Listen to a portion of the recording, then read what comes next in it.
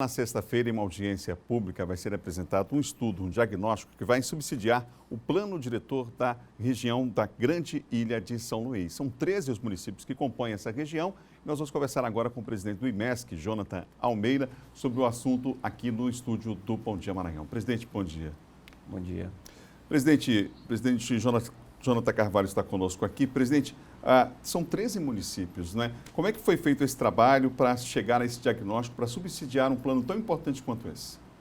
Esse trabalho, ele seguiu várias etapas até a disponibilização do diagnóstico, né? Desde uma oficina de capacitação dos gestores municipais.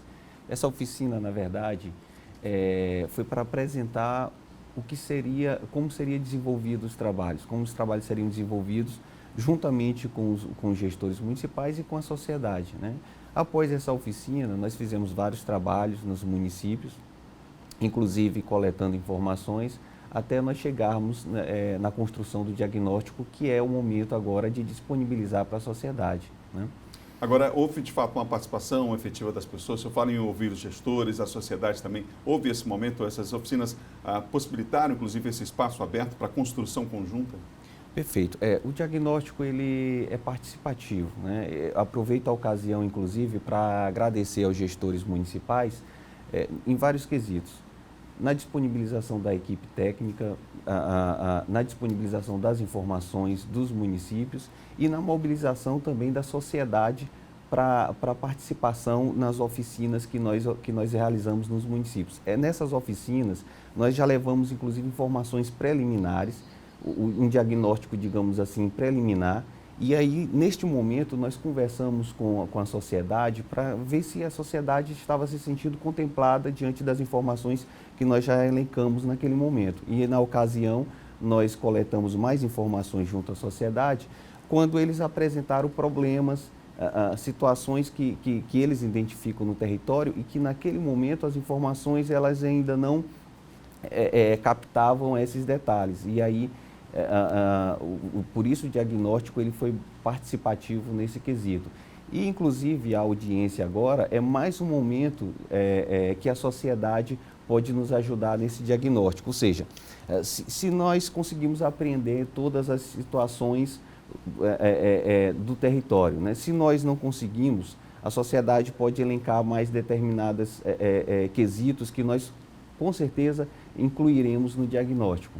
Ou seja, não é um trabalho fechado e dá espaço para para a inclusão, enfim, para a possibilidade de alteração nesse aspecto, né? Exatamente. O diagnóstico, nesse momento, é um diagnóstico situacional.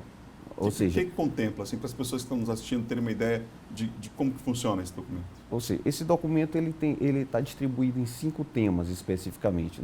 Um tema que discute a questão do território, uso e ocupação do território, um tema institucional, onde a gente verifica os instrumentos de gestão municipal, sociodemografia, né, crescimento urbano, saúde, educação, como esses indicadores estão distribuídos na região metropolitana.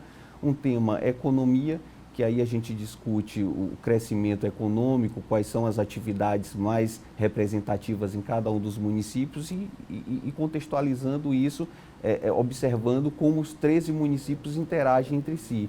E um outro tema que é o tema mobilidade, né? E aí a gente fala de fluxo de pessoas, tanto no movimento pendular, né, para o trabalho, e isso a região metropolitana é uma questão muito característica pelo peso da capital, em termos do nível de atividade econômica. Então a gente tem um fluxo grande de pessoas saindo de outros municípios, vindo trabalhar e retornando para suas casas. Então todo esse contexto é discutido para, a partir daí, esse documento virar os subsídios para a construção do PDDI, de fato, que são as prioridades, né? Quais são as ações que serão trabalhadas nesse território. É uma mudança significativa pensar de forma conjunta uma grande região como essa, são 13 municípios envolvidos, quer dizer, há necessidade de uma mudança de postura, de cultura até, eu diria, para que se tenha resultados como se tem exemplos em outros territórios no país, não é? Agora, o que é possível adiantar desse documento, desse diagnóstico, e que pontos o senhor poderia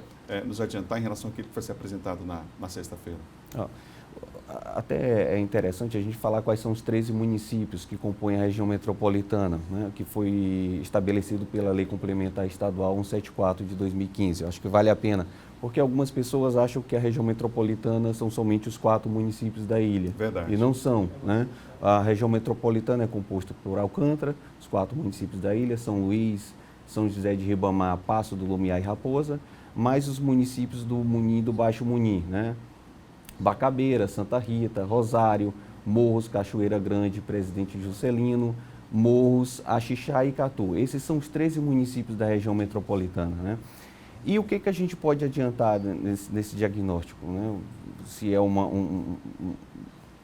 é preliminarmente como discussão, né? Sim. Por exemplo, sistema de dispersão municipal, né? A gente viu isso como uma dificuldade para o acesso, para a oferta da merenda escolar. Digamos, a produção ela não consegue chegar à merenda escolar porque produtos como, por exemplo, polpa de fruta, né, não é possível que haja essa compra porque precisa de um sistema de dispersão municipal.